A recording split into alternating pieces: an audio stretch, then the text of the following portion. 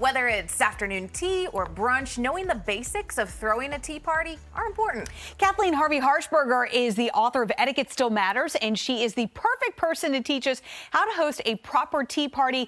Kathleen, thanks so much for joining us. Oh, it's my pleasure to be here. We love it when you're on the show. We feel fancy when you come around. We do. So when setting a table, what dishes should we have out for our tea party guests? Like, kind of walk us through, like, I guess, before they even arrive. Well, you should have teacups and saucers and spoons and sugar and lemon and milk, not cream. You put milk in tea, not cream or half and half. Oh, I didn't know that. Yeah. That's funny. Okay, when is the proper time to have the tea? Anytime between 3 and 5 p.m. Although you can kick it out, between 4 and 6 if need be. But the proper time for tea is between 3 and 5 p.m.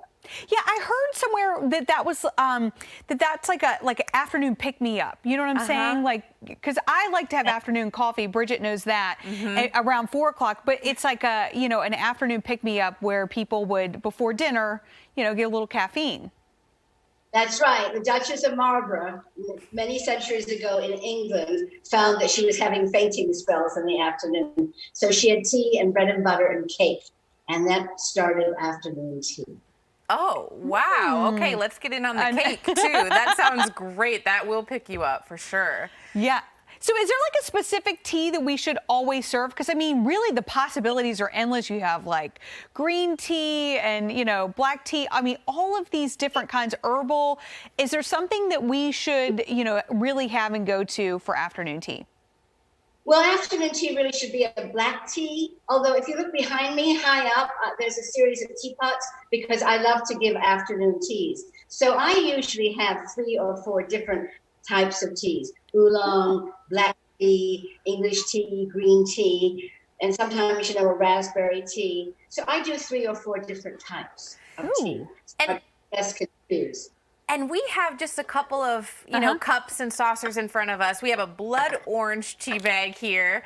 But I want to see what you have at home, too. And when do we hold our pinky up? I'm, like, practicing right now. When do we get to that point? Is that part of it? Can I? Putting your pinky up will put you into the tea drinkers' hall of shame. Hide. Hall of shame. I thought she was going with fame. Hide the pinky. Well, here's my teapot. So I have a teapot. I have a teacup and saucer here and a spoon. And you'll notice they don't match. You don't have to have everything matchy-matchy. Oh. I have silver, sugar and creamer, or tea for milk. It's called creamer, but it's for milk. And I have some sugar cubes and tongs, and I have some lemon. So no, you do not hold your pinky up. If you were invited to the Queen of England for tea and you held your pinky up, it would not be good. You just hold it like that. We have this all wrong. Oh, seriously. Yes. So do you hold your saucer underneath the cup? Yes, okay. You do. I'm right. So I'm holding it in my left hand. Okay. And I'm drinking like that. Okay. There you go. Okay. I see that. That feels natural. Right. And then you could also put your little sandwiches and little bites of sweeties on your saucer too, if your saucer will hold it. So that's perfect. I didn't know all that. Well, thank you so much. This was insightful for sure. And you guys at home, if you want to learn more about etiquette, you can check out Kathleen's book, Etiquette Still Matters, available on Amazon.